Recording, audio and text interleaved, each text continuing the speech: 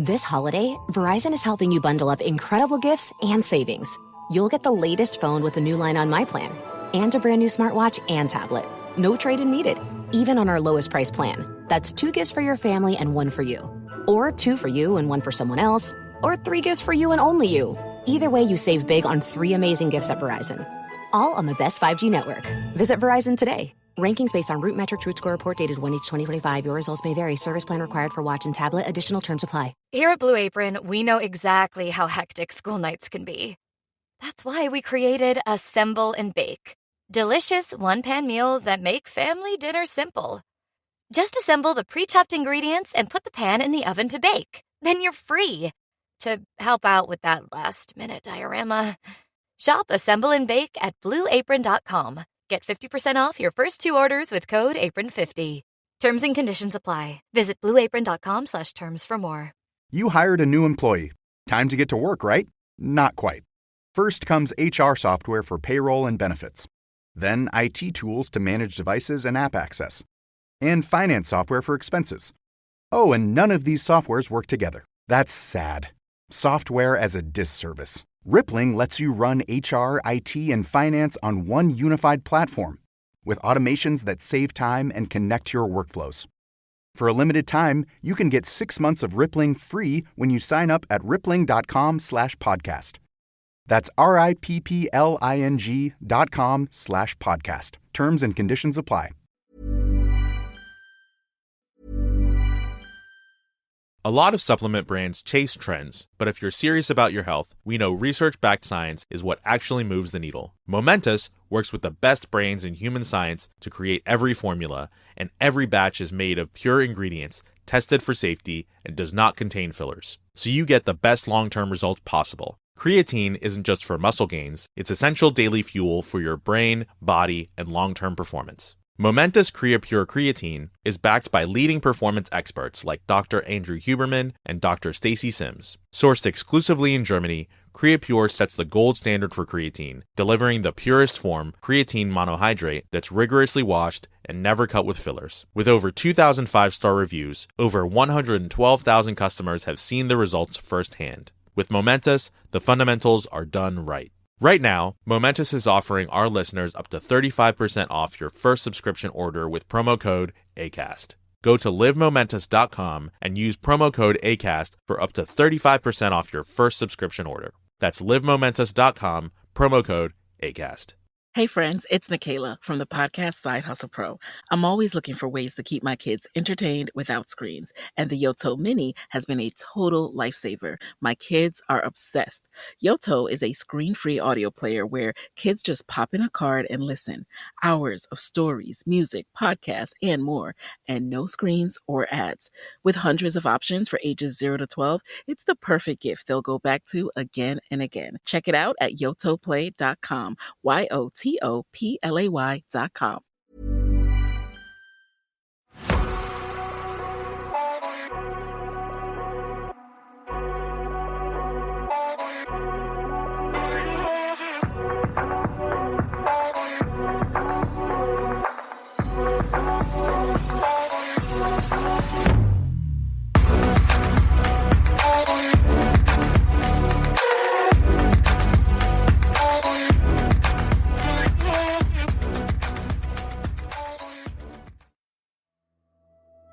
Hello, I'm Sarah.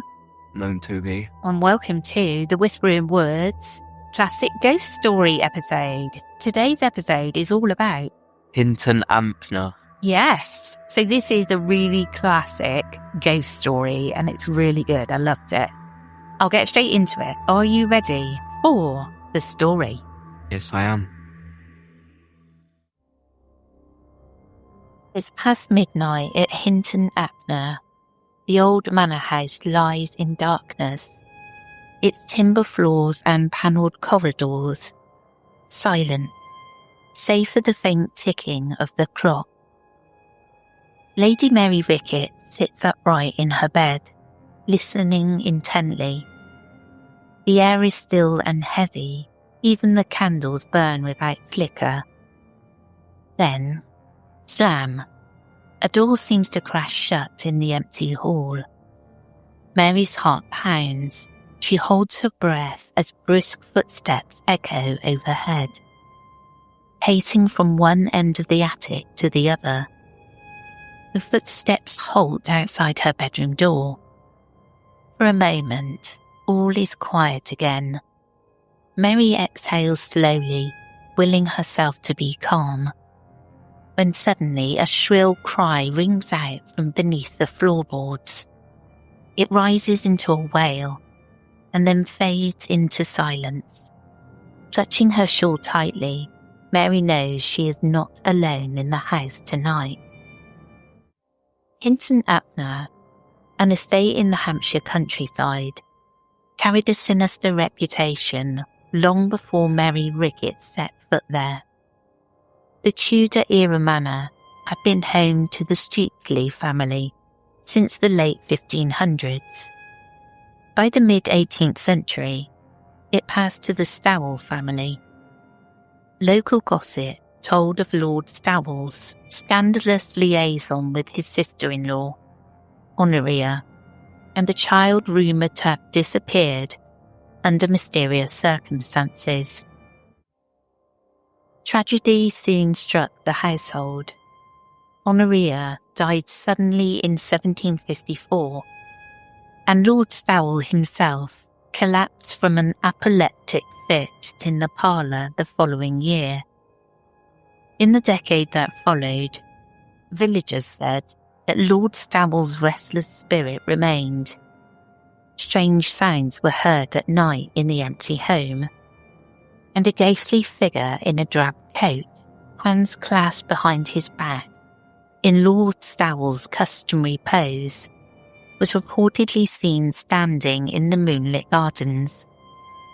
Servants grew unwilling to stay after dark, and by 1764, Hinton Ampner's eerie reputation was well established.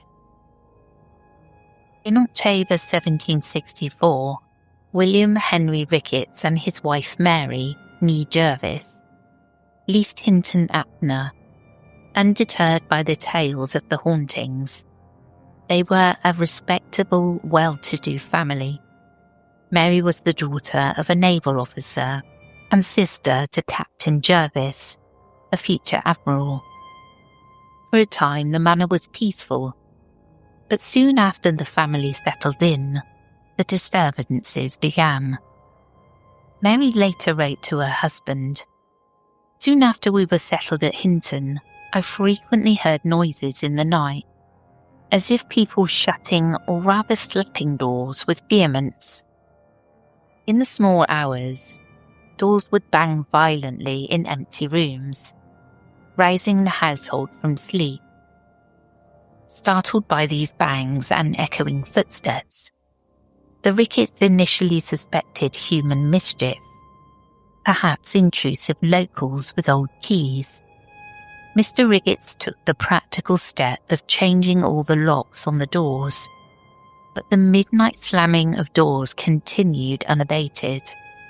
Night after night, the family had to face the unsettling truth that something unseen was sharing their home. By 1769, the situation grew more daunting. William Ricketts was called away to Jamaica on business, leaving Mary, their 3 young children, and a handful of servants in sole occupation of Hinton Ampner. Mary was a sensible and devout woman, known in her family for her honesty and level-headedness. And she tried to manage the household calmly despite the disturbances. Yet with her husband and Ocean away, the strange occurrences only intensified. One by one, frightened servants handed in their notice and fled their positions, until Mary and her children were largely alone to confront the unknown forces at night. Left to her own devices, Mary attempted to investigate and explain the phenomena. At first, she kept the incidents to herself, wary of being dismissed as fanciful. She later admitted that she was harassed and perplexed by the noises, but very unwilling to divulge my embarrassment. I had taken every method to investigate the cause and could not discover the least appearance of trick. All natural causes were exhausted. There was no sign of intruders or practical jokers. And Mary gradually became convinced it was beyond the power of any mortal agent. Still, fearing ridicule in an age sceptical of ghosts, she resolved to endure the hauntings in silence and prayer. Each night brought new torments. Mary began having her personal maid, Elizabeth Godin, sleep on a small bed in her room for company. The women would lie awake listening. Frequently, phantom footsteps crept through the halls, and disembodied knocking echoed against walls. At times, Mary could make out what sounded like muttered conversations right next to her. In a letter, she described how a shrill female voice would begin, and then two others with deeper and man-like tone seemed to join in the discourse. Yet though this conversation sounded as if close to me, I never could distinguish words. The unnerving babble of a ghostly woman and two men would rise and fall, murmuring from the darkness, but any actual words remained tantalizingly out of reach. On many occasions, Mary turned to her maid and whispered, "Did you hear that?"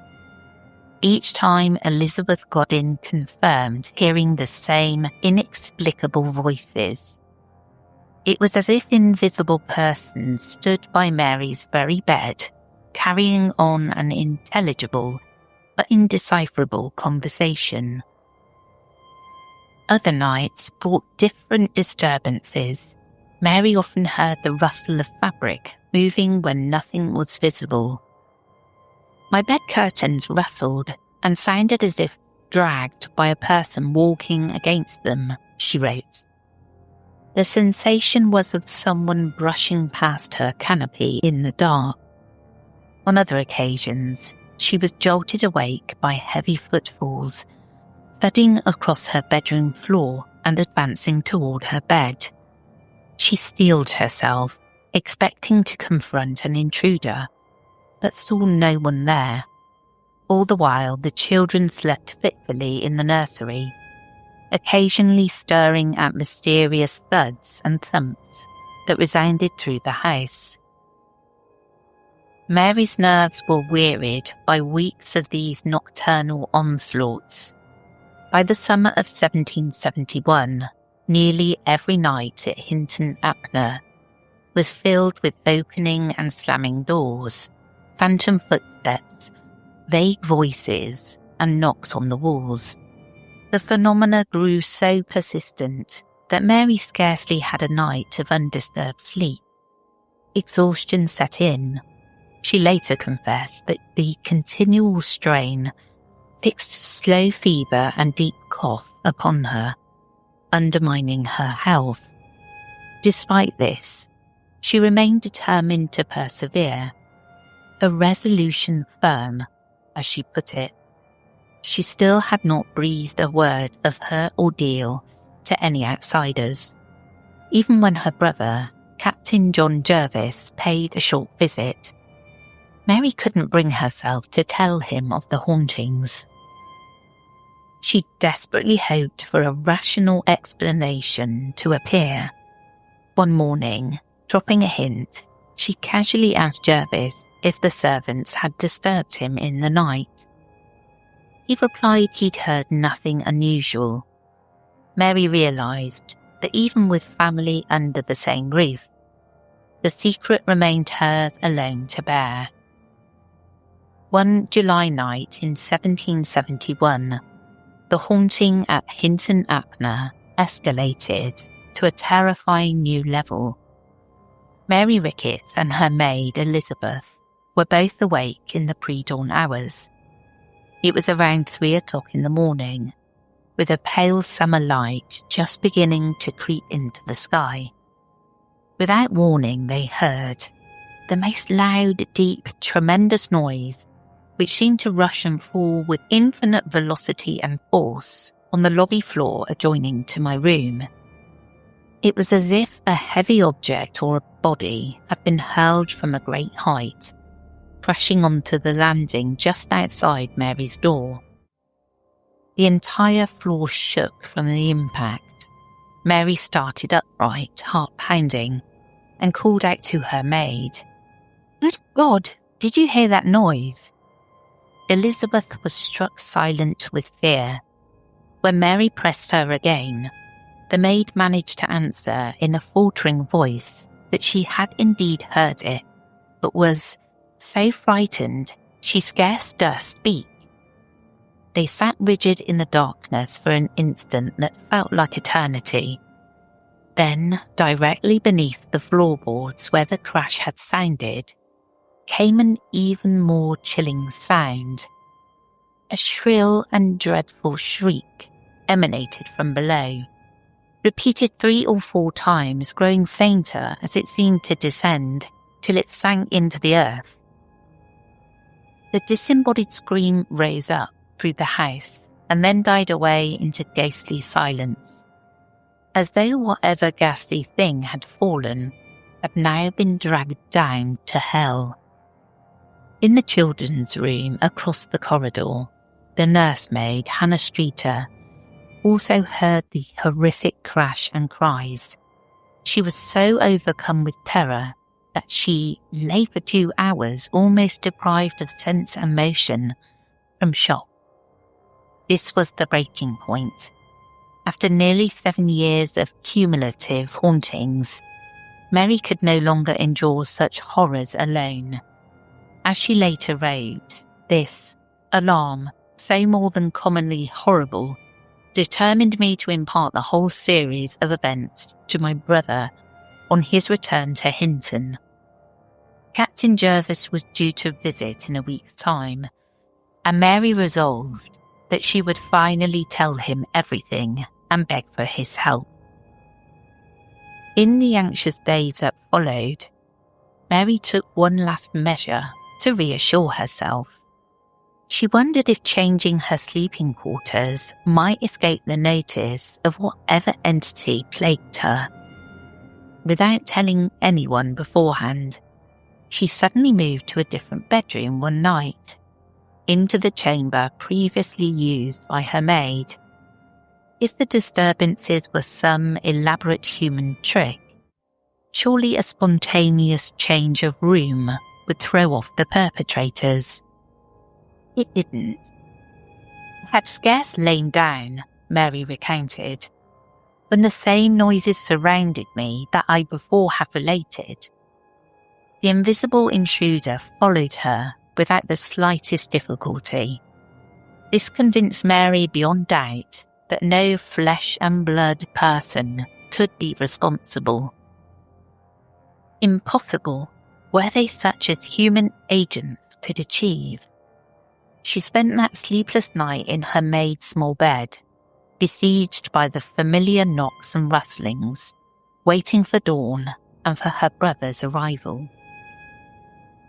Captain John Jervis arrived at Hinton, Ampner in August 1771 to find his normally stoic sister, pale, sleep-deprived, and in a state of understandable distress.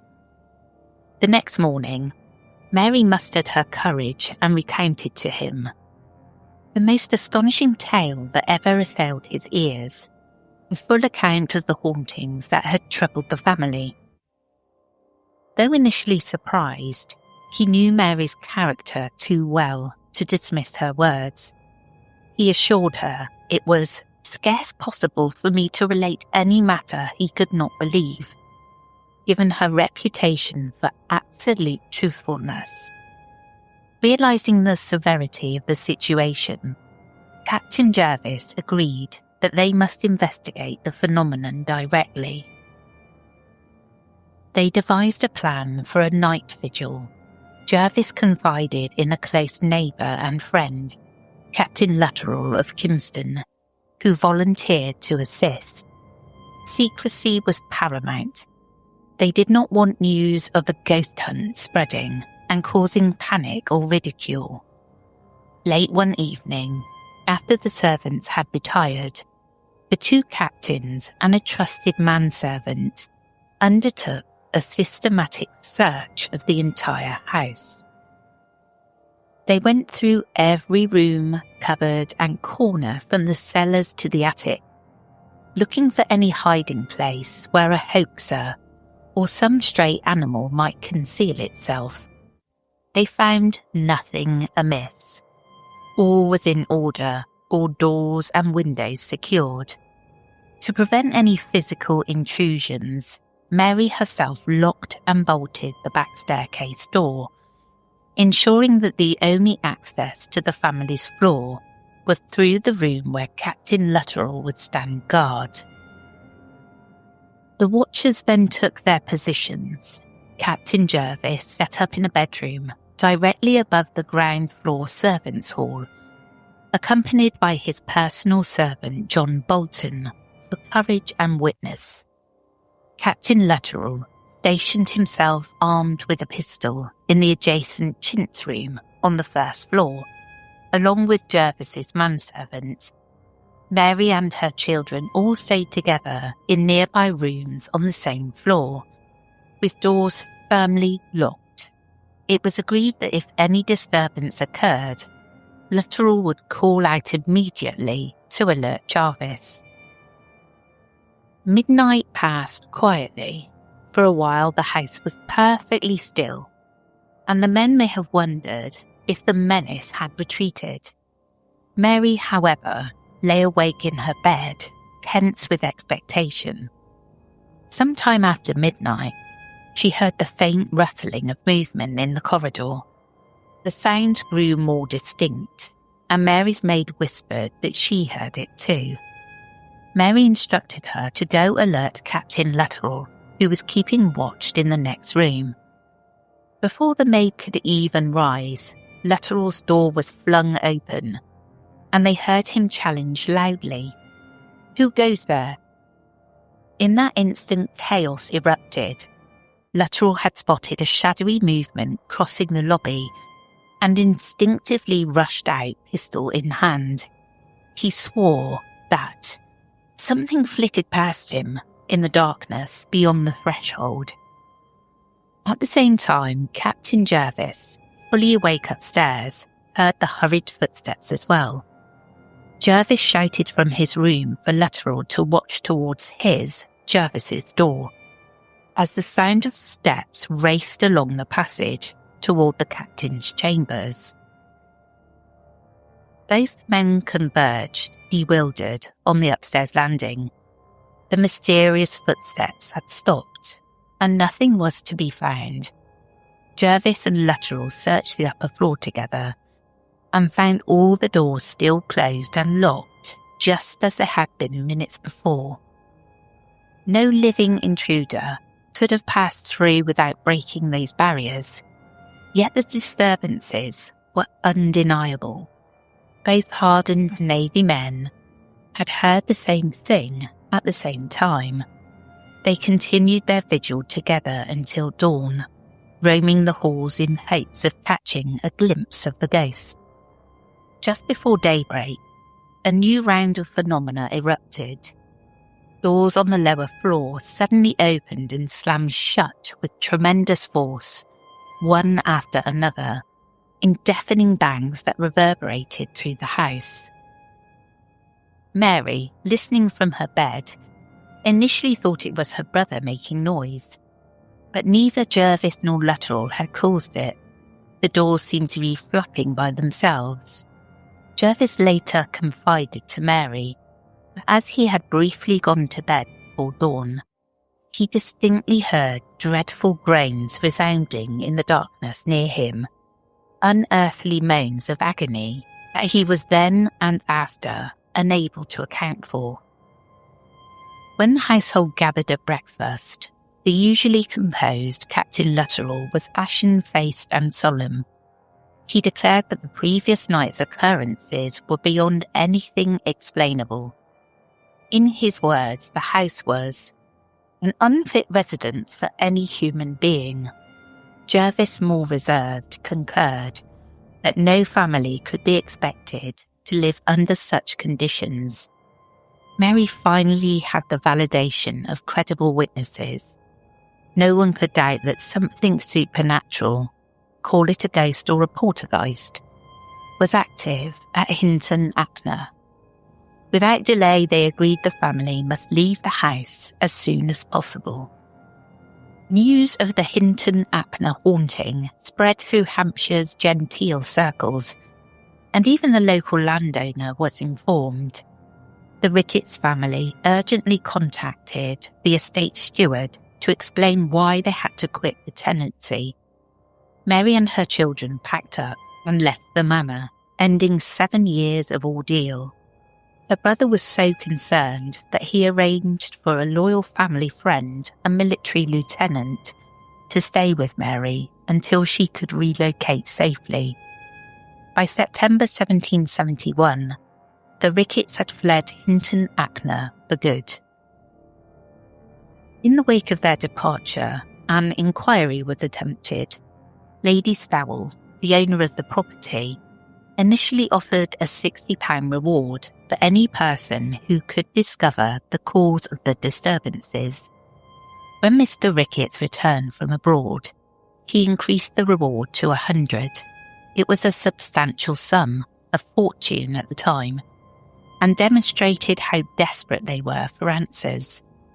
Despite this incentive, no culprit or satisfying explanation ever came forward. The haunted manor stood mostly vacant in the ensuing years.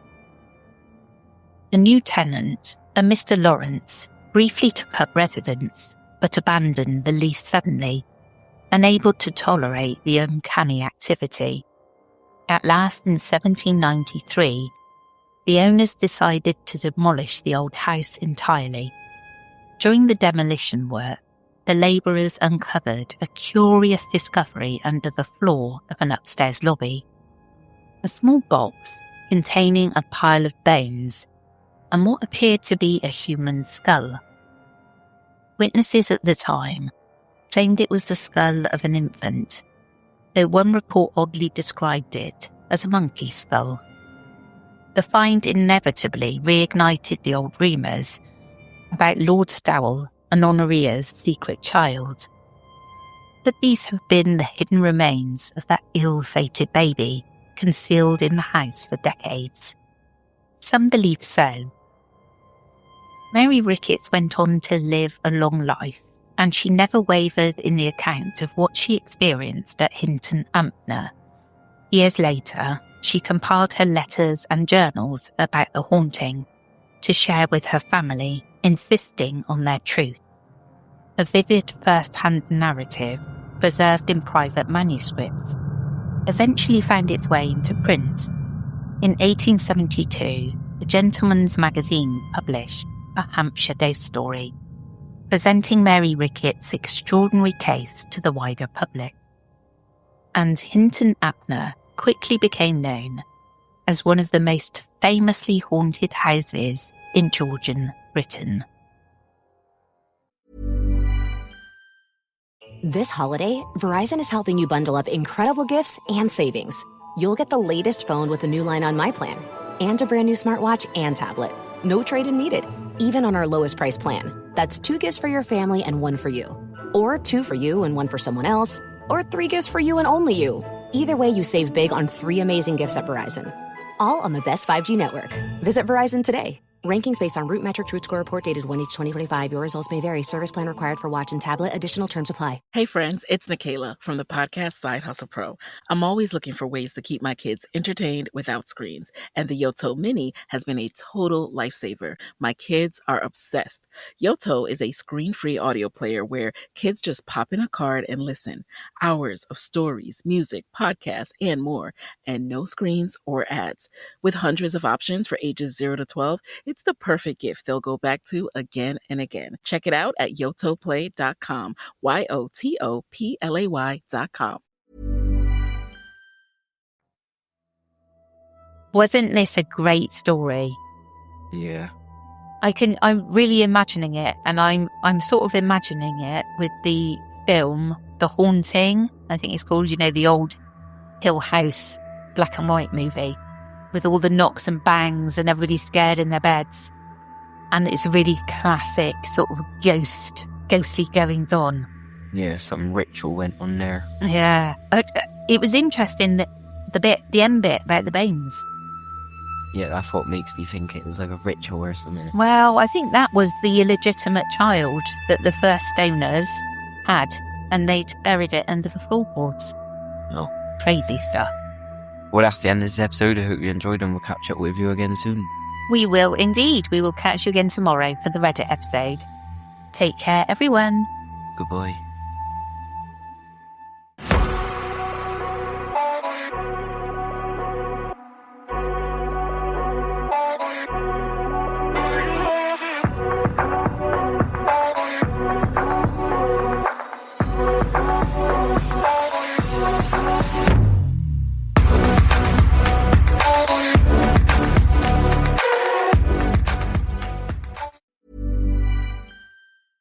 This holiday, Verizon is helping you bundle up incredible gifts and savings. You'll get the latest phone with the new line on My Plan and a brand new smartwatch and tablet. No trade-in needed, even on our lowest price plan. That's 2 gifts for your family and 1 for you. Or 2 for you and 1 for someone else. Or 3 gifts for you and only you. Either way, you save big on 3 amazing gifts at Verizon. All on the best 5G network. Visit Verizon today. Rankings based on Root Metric Root Score report dated 1/8/2025. Your results may vary. Service plan required for watch and tablet. Additional terms apply. Hey friends, it's Nikayla from the podcast Side Hustle Pro. I'm always looking for ways to keep my kids entertained without screens, and the Yoto Mini has been a total lifesaver. My kids are obsessed. Yoto is a screen-free audio player where kids just pop in a card and listen. Hours of stories, music, podcasts, and more, and no screens or ads. With hundreds of options for ages 0 to 12, it's the perfect gift they'll go back to again and again. Check it out at yotoplay.com, YOTOPLAY.com. Hey guys, let me let you in on a little secret. I've obviously turned staying into bed into an art form. It's my happy place. It's my shopping sanctuary. And honestly, it's the perfect place to hang out with all my favorite people. So join me and some of the most interesting people I know for shopping, some laughs, and maybe a few secrets, all from the comfort of my bed. The best part, you can watch from your bed. My show, In Bed with Paige DeSorbo, returns Monday, November 17th at 8 p.m. Eastern Standard Time on Amazon Live. Just open Prime Video on your TV and search Amazon Live to cozy up. Because why get out of bed if you don't have to? The stories told on the Whispering Woods are inspired by historical records, witness reports, and local folklore. While every effort is made to research and represent events accurately, some details, names, and locations may differ from official accounts or have been changed out of respect for those involved. These episodes are created for storytelling and entertainment purposes and should not be considered definitive fact or investigative journalism.